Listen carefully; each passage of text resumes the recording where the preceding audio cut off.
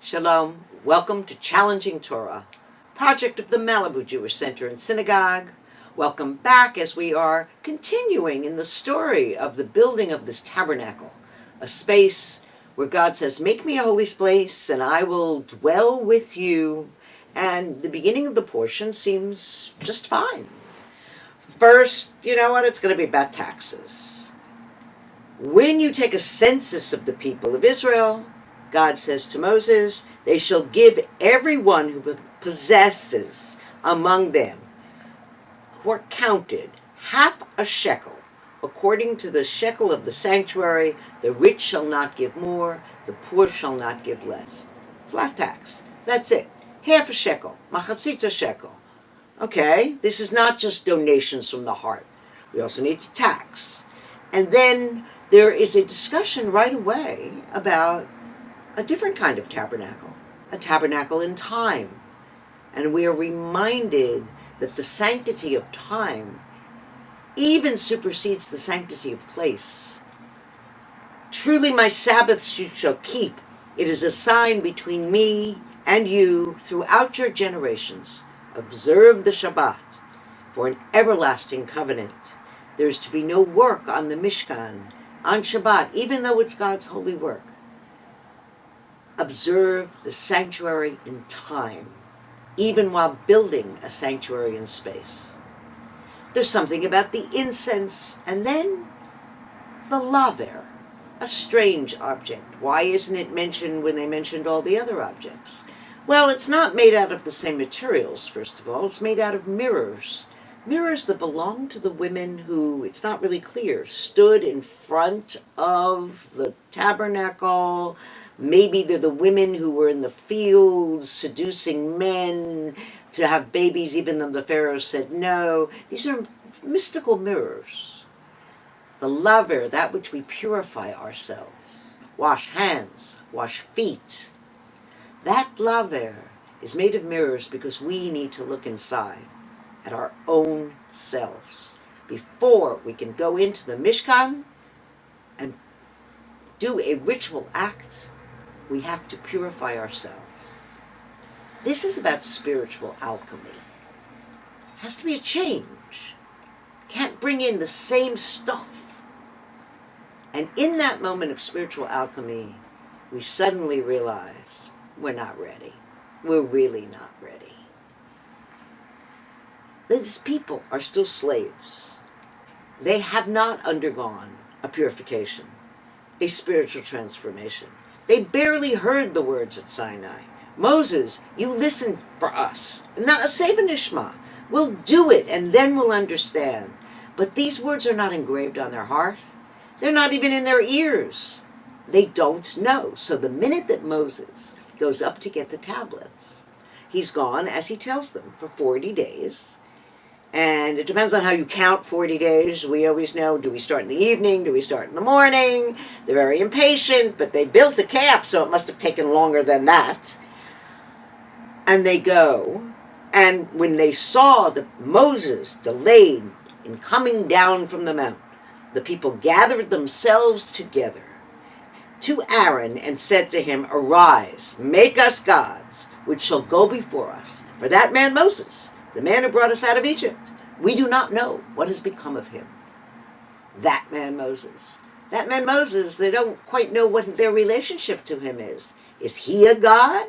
Has he been deified? Who is that man Moses that goes up into the clouds? And there's panic. There's panic. There's fear. There's insecurity.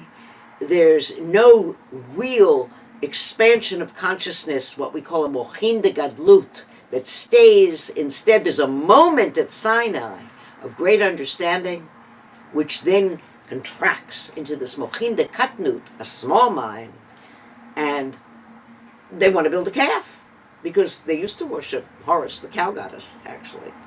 It's something they know, something they can touch. What is this God that we can't see or hear or feel? We just maybe hear a voice, but that man Moses is the one who gave us that voice. The panic and fear and rebellion and all human beings fall prey to this.